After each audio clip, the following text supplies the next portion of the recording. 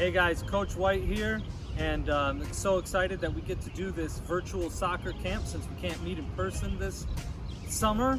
And so Coach McVeigh will be helping me out, and we'll be able to do a lot of skills and drills that you basically will just need a ball and maybe some water bottles, something that you can find at home. So whether you want to work on things all by yourself, or if you have somebody that you can work along with, these skills and drills will help you become a better soccer player and to be able to learn the game and enjoy it, and hopefully we'll have an awesome time together.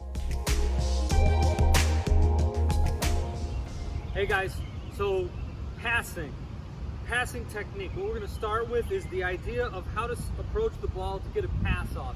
So very basic idea, but a very huge and important thing when it comes to the game of soccer. So when it comes to passing, one of the things that I got to know is that I want to approach the ball where I put my foot right next to the ball and I land and I plant my foot next to the ball.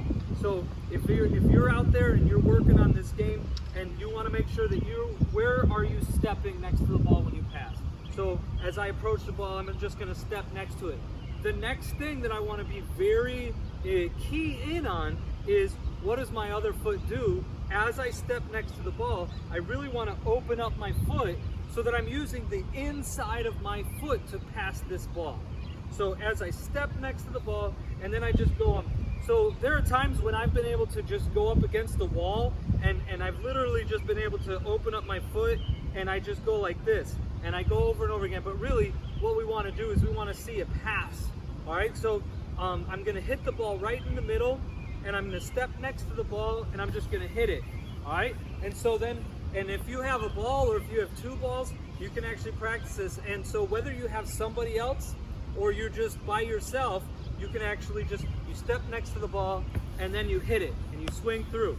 So as I get this ball, remember, it's step next to the ball and then it's hit it on the inside. Now, it's a little awkward when you're just standing there. So what I like to do is I like to give my, I back up a little bit and I step next to and swing through the ball.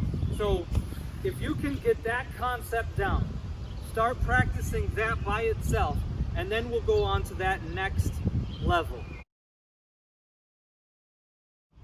Hey guys, so once you get the idea of being able to step next to the ball and to be able to open up the other foot and to be able to pass through, well, now you want to be able to either try that with a friend or be able to use something as simple as a water bottle. So all you need is a couple water bottles and a soccer ball, and you can be going outside, having fun, learning the game of soccer. So as simple as a water bottle is how we can do this. So I've got my buddy, Coach McVeigh here, and if we're gonna pass a ball back and forth, so I've got these two water bottles right here, and I can put them at any distance. So you can set them really, really wide to make it easy to start, or you can get them in as close as possible. Now, my goal right now is, as I'm passing to Coach McVeigh, I want to go between the two without knocking it over. So as I go back here, and remember, I'm going to step next to the ball, and I'm going to open up my foot, and I'm going to just pass it right to Coach McVeigh. And then he traps it, he's going to step next to the ball, pass it right back. So as we do this, it's important that you start learning how to use either foot. So don't forget, you've got a right foot and a left foot. So don't go ahead and go back and forth. So now I'm going to step, land, and go kick it with my left foot. Almost hit the cone / water bottle there. And we just go back and forth. And so here we are. And if we want to make this really exciting, we can step back and go even further and further. Right now we're just keeping it on the ground and we're just passing it back and forth. So if you have your ball and you've got a couple of water bottles or even cones, even 2 chairs, whatever you've got at home that you can set up, and you start passing back and forth, and you can get better at accuracy in your passing. All right, guys. So as you're getting your passing technique down, one thing that you want to be able to do is to be able to pass quickly, but without losing control.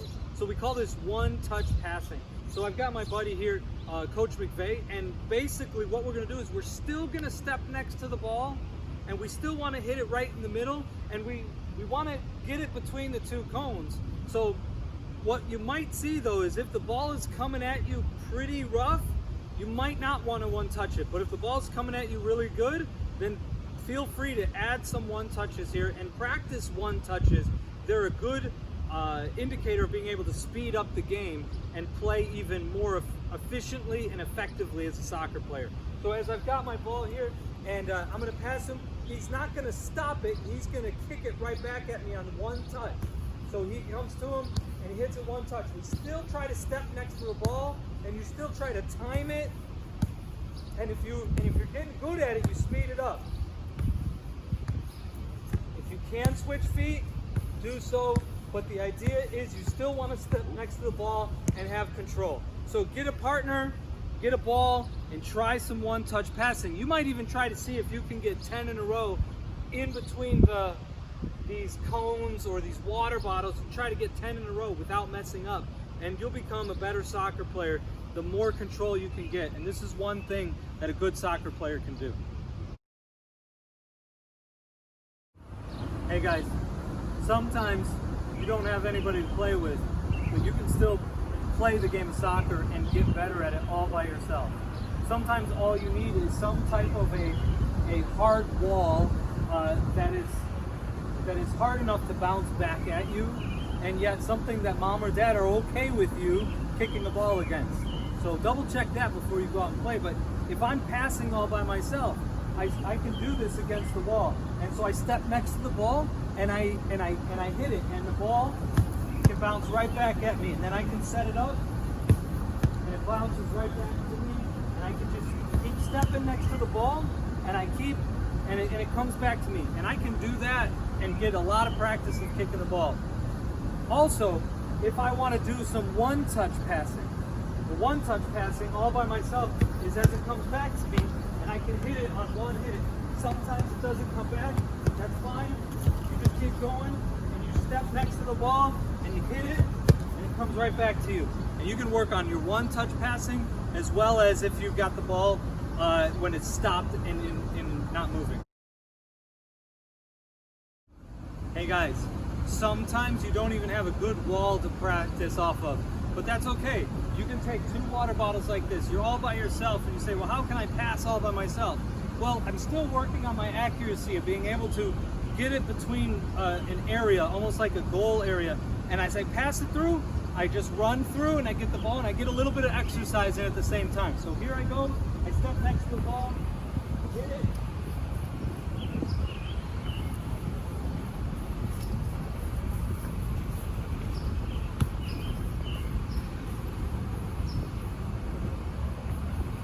And you can practice your accuracy and your passing all by yourself. Hey guys, so I love playing games, I like challenging myself, I like getting better. So sometimes what you can do is you can set up what I would call like a target practice. So right here I've got several water bottles that are set up near the wall. I have them set near the wall so that the ball in theory will bounce back to me. And so you can do this a couple different ways. One way you can do it is you can just time yourself to see how long it takes you to knock down all 4 water bottles from a spot. And then you can make it even more difficult by maybe even not even timing yourself, but then just working on distance and going further and further back and aiming for targets. And you know you've hit it when you've knocked it over. All right? So as we try this, I've got my watch that has a timer on it. I like to see sometimes how long things take me, because then the next time I can try to beat that time. But here's what we've got. Here we go. So ready? Start it. Knock it over, I get the ball, get it back to an area right in front of the ball, the water bottle, and I missed it, so I gotta hit it again. And I hit the other one, got it, get to my 4th one, uh-oh, bam, 19.3 seconds. Not bad. I would try to get better on that because I missed several times that added to my time. But you can also look on a distance and even try something like a chipping thing with a target practice, where you've got water bottles set off far away and you're just trying to hit them. Oh, so close. And yet, at the same time, I'm pretty happy with how close I got, but I want to hit it the next time.